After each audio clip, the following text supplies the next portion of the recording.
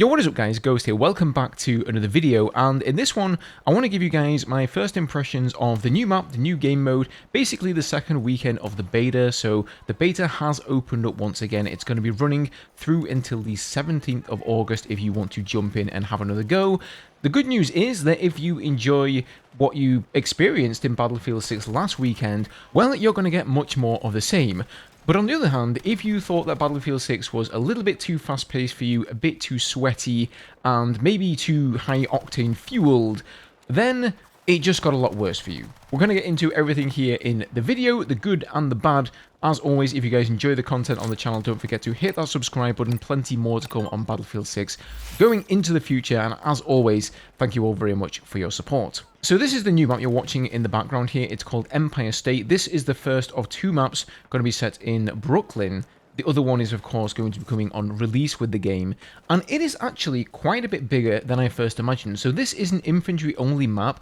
It is, on the other hand, very sweaty. So you do have multiple floors here. It's sort of set out in a similar flag layout to the one in Gibraltar. Is it called Iberian Offensive, Iberian Invasion, something like that? So you can definitely flank around the outskirts of the map and really get in that way. A lot of the flags also have multiple stories to them that you can cap from. So unlike the other maps we've seen where, generally speaking, you have to be on like the ground floor of where the flag is, in this map, you can actually be on the floor above and still capping. And what this means is it opens up a lot of play for you to destroy the ground or the floor between these stories of the building, and then you get a lot of very sweaty sort of vertical play going on where you'll have somebody camping over in a corner on the floor above you. You don't see that they're there. And this B flag right here is really, really notorious. You need to have your head on a swivel on this map. It is a lot of fun. I'm not trying to talk about it too negatively here, but I'm just trying to make it clear that for anybody out there who prefers things to be a little bit slower paced, this is definitely not going to be one of your favorites, I don't think. That being said, I also don't think it's as crazy as like an Operation Metro or an Operation Locker. I had a lot of fun playing this map, but it is certainly something that you need to be like fully awake for, and preferably after a couple of cups of coffee, which I definitely wasn't this morning when I started streaming. Now, the other big thing coming in this beta is the Rush mode, and I'm happy to say that my experience of Rush has been really positive so far. So Rush in this game is 24 player, 12 versus 12. I'm actually a big fan of these smaller game sizes. I feel like it plays much better. It does get really nuts. You know, you've only got the two objectives there, and then of course once one of them goes down, it's just everybody piling on that one MCOM. It really gives me Battlefield 3 vibes. I don't know if it's the audio and these old MCOM sounds coming back, but it really does, you know, give me a very similar feel, and I had a lot of fun playing it, and that really makes me happy because Rush used to be probably my favorite game mode after Conquest, and then Breakthrough has come and taken over for so long now. I honestly feel like Rush is as good as, maybe even better than Breakthrough. I think the same thing still holds true for a lot of the Breakthrough maps in the game. The sectors do need to be looked at. I would say the worst map right now is Siege of Cairo. There's a lot of situations where the defenders, once again, can look into your spawn very much like Liberation Peak. For the Breakthrough map there on the first sector, that has the same problem. The defenders can just look into the spawn. You've got snipers up there. You'll have, you know, supports throwing down barricades and stuff like that, and really just making it a slog to get out of your spawn and getting your work done. But I definitely have faith that DICE can, you know, do some changes there to the outer bounds areas and make that work. Now, you may have heard in my video yesterday that there is a new matchmaking search functionality, and the way this is supposed to work is that you choose which maps you want to play, what game mode you want to play, you hit that search function, and it tries to matchmake you into a game that fits those parameters that you set. But it's dependent on if it can find a game or not. From my experience of using this,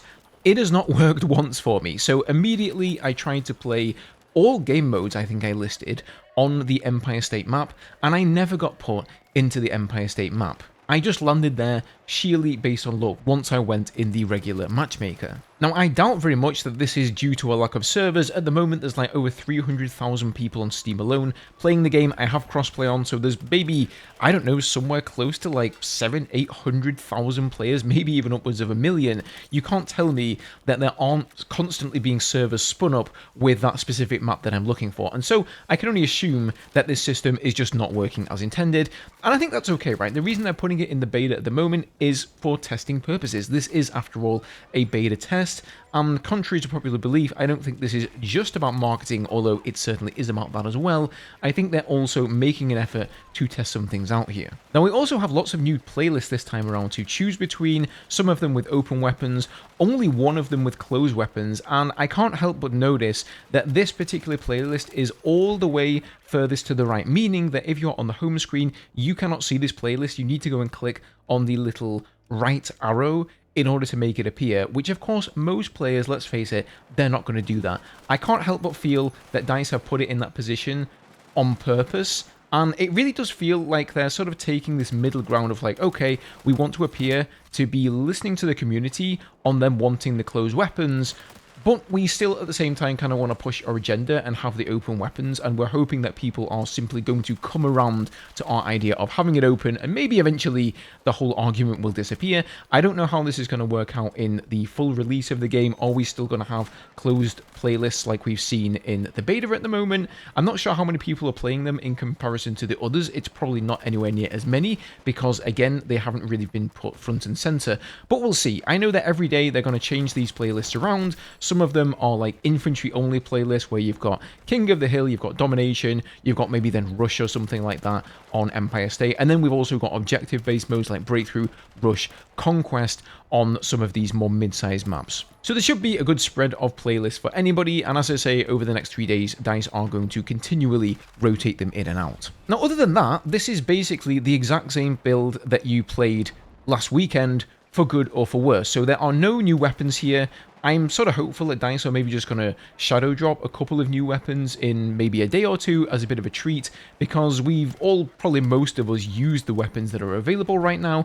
I've found that I've gravitated now towards some of my lesser used weapons like the SMGs, and good lord, are they absolute trash when you first get them. You have to unlock basically all of the attachments and put a really good laser on there to make them even slightly competitive with the ARs and the carbines. Like the TTK on the SMGs is just way too low in my opinion, but you know, they do kind of come into their own once you get that laser on there, as you'll see in the background footage. Hipfire in this game with a good laser is actually kind of nuts. But as you'll know from last weekend's beta, there were a lot of issues that still haven't been fixed in this beta, and I understand why DICE haven't fixed them. They only had 3 days between betas, which is not long enough to really, you know, iron those things out or rebalance a weapon, but the shotgun is still ridiculously overpowered, and now we have a brand new map that is infantry only, close quarters, and is absolutely perfect for a shotgun. And in my opinion, like, the experience of playing this map is being tarnished by everybody running this shotgun. I cannot tell you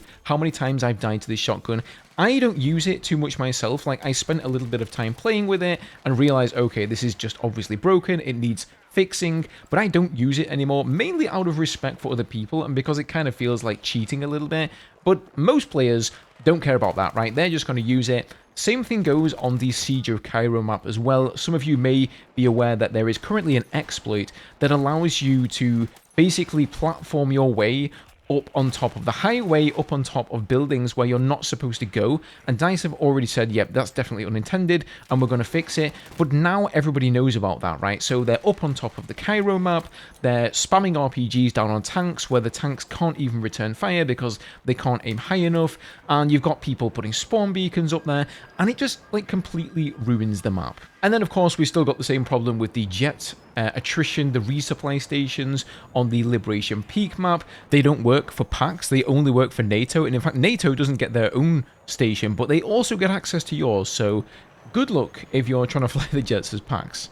And that's not to say I have been having a lot of fun. You know, it is the same game. If you had fun last weekend, I'm sure you're going to have fun this weekend, and I definitely feel the same way. But it's obvious now that the problems that were sort of plaguing the beta last weekend towards the end have now become so much worse because well, I guess content creators have a time to talk about them. You know, the exploits have gotten out there, how great the shotgun is has gotten out there into the public, and everybody knows about that now. So it's probably a worse experience if you're coming into the beta as a new player now, maybe as somebody who didn't get a chance to play the game last weekend, you know, because of all these problems. But I would say don't let that deter you. Battlefield 6 is a lot of fun, and well, I'd rather see these problems cropping up in the beta where they can be rectified for the main release of the game than I would want to see them in the actual full release. So I was streaming this morning on YouTube and Twitch. I will be streaming again later on this evening. So for anybody who wants to come by the channel and hang out and let me know what you think about the beta, maybe even get a game or two with me, feel free to come by the Twitch channel. I'll have drops on there. You're also free to join me here on YouTube as well if you prefer. Let me know your thoughts on this version of the beta, guys. Subscribe for more Battlefield, and I will see you all in the next one.